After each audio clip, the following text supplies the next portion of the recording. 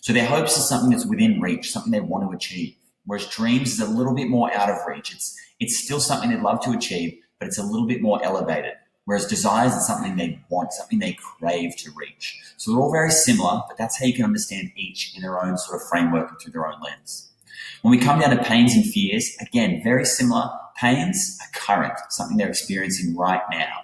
Fears is a pain from the future, something they worry about experiencing.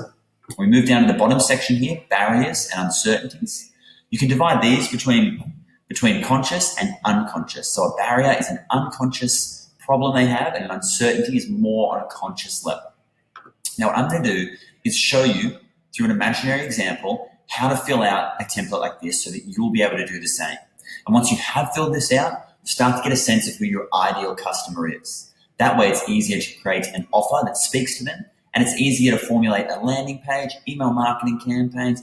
Everything you need from this step starts here. If you don't get this right, all the rest of the work is wasted. So let's figure out how we fill out this matrix.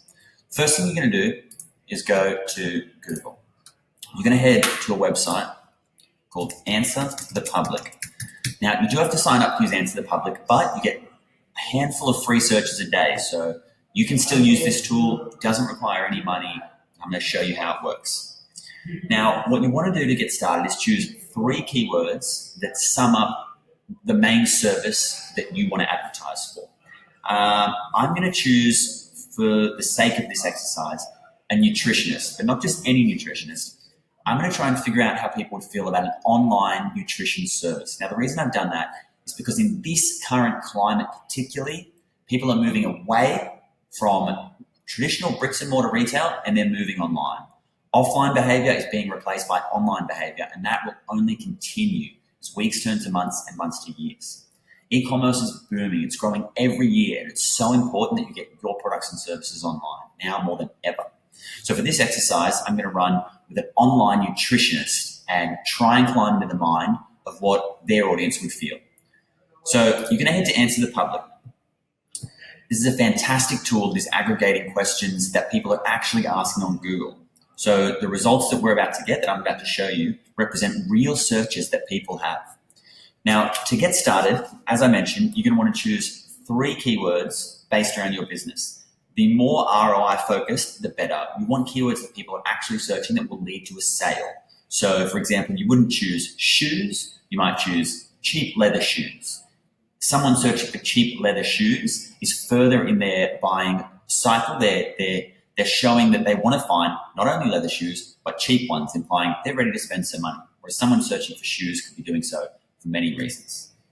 I'm sure you can see this man excitedly waiting on our screen here to have our searches. So as a nutritionist, I'm going to choose online nutritionist, nutritionist price, and nutritionist Sydney. I feel like those 3 would represent searches where people are looking to make a purchase or at least get closer to that. So I'm just going to write these down. Online nutritionist, nutritionist prices. I can find the P. There it is. And nutritionist Sydney. So what we're going to do, we're going to take online nutritionist first. We're going to head to Answer the Public. And keep in mind, you may have to change the location. We don't want to search in the United Kingdom. We want Australia.